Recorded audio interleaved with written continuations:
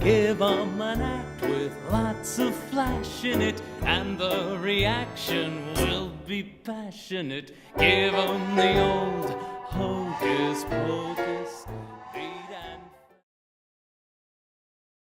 Name is Ryan McGarry, Ryan McGarry. And the film? And director of Cold Black. Okay, tell me a little bit about the film.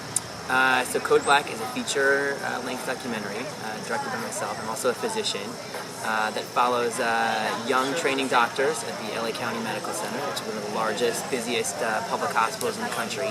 And we ask the question, if you're a young training doctor in America today and you come in with your ideals and you want to change things, how do you keep those together when the realities of healthcare are what they are? My name's Barbara Koppel. The film is Running from Crazy. It's showing here at the Hamptons Film Festival. Quite excited to be back here at the Hamptons Film Festival with this film. It's a film about the three granddaughters of Ernest Hemingway.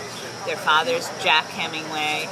And it's a film about transformation. It's a film about hope. It's a film about suicide, mental illness, and keeping your life in balance. And it takes you on a journey where there's no stone left unturned. You really get to know all the three sisters and really get an inside look into the Hemingway way of life.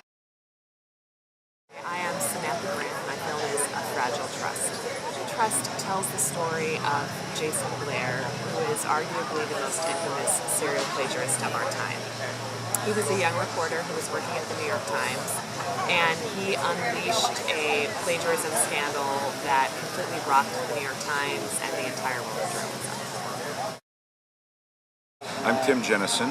Farley is the producer of Tim's Vermeer, and I'm the subject of Tim's Vermeer.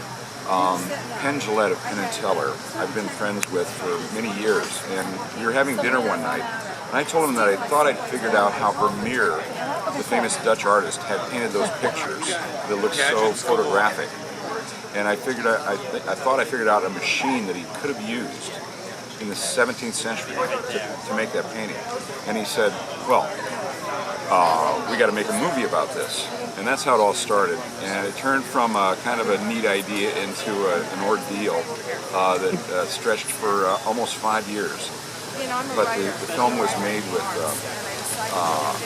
a lot of cameras, up to 9 cameras, recording the entire process. I was working like 24/7 on this project for years, essentially.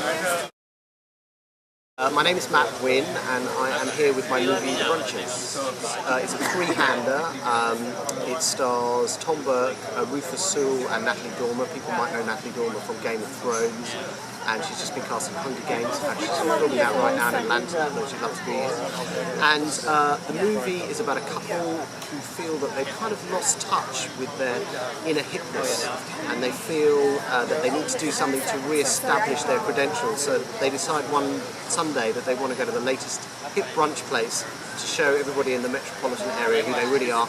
Unfortunately, they can't get in, and what happens is a journey of increasing desperation as they try to get into a series of the latest cool, hipper-than-thou eateries, and realise on the way that maybe trying to judge themselves and validate themselves by the outward expression of their hipness isn't really that important after all, and what they discover is some very important things about their relationship instead. And, My name is Mick Andrews, and I'm the writer and co-director of a short film called Dottie. The short film is set in a nursing home, and it's about an old lady who's desperate to send a text message to her daughter. So most of the film is actually her battling with the technology. Okay, I'm Brett Curry, and I'm the DP on this one. Barry Nash, I'm the lead actor, Bob Birdman. Isn't that what great actors do? Great Eric Steele, writer-director. You have to be in the moment. Adam Donaghy, producer. So you were happy So with Bob your film? Birdman's You're happy remarkable to be tale here? of human survival and the transcendence of self is an experimental narrative feature. It stars this man here, Barry Nash, as a reluctant motivational speaker who's an ex-pilot, who stands up in front of a sales conference in Dubuque, Iowa to give a motivational speech, and loses his notes, kind of gets lost in the speech, and begins to relive in front of this crowd a horrific experience. And in the doing of that, the audience goes on a journey, both the audience of the film and also the audience watching the film, that is hopefully unforgettable and life-changing. I'm Liz Gilbert. Oh, producer. And I'm Matt Goldman, the director-editor of The Last Safari. Our film, The Last Safari, is a documentary that chronicles a journey in Africa. The premise of the film is that I, working as a photographer for many years in Kenya, wanted to give my photographs back to the people that I had been documenting for many years. So with that in mind, I rented a cinema screen and I traveled it across 2,000 kilometers of the Great Rift Valley, and I projected slideshows under the stars in remote villages.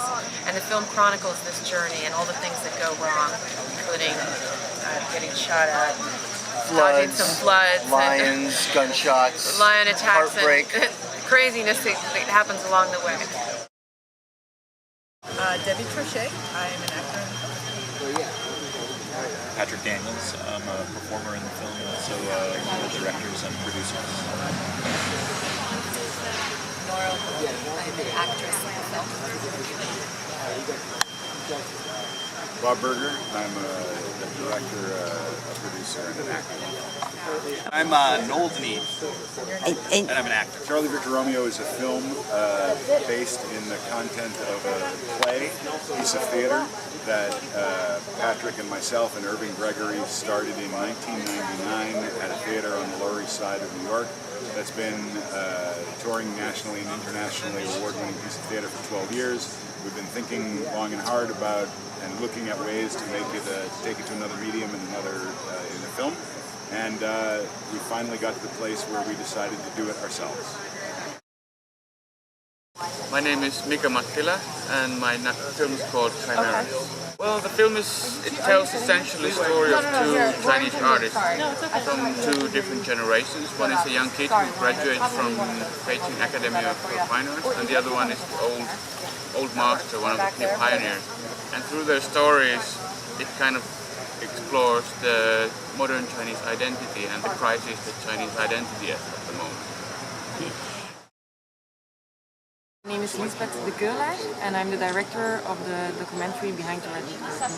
It's a documentary about the Redwood Forest, and it approaches the area in Northern California as kind of an isolated area, and with all these different communities living there and trying to share the forest. So all these different communities, obviously you've got the loggers, you've got the activists, you've got scientists and Native Americans. And it's about the tension between all of these communities, but it's also about the forest on its own. Like the main character of the film is the forest.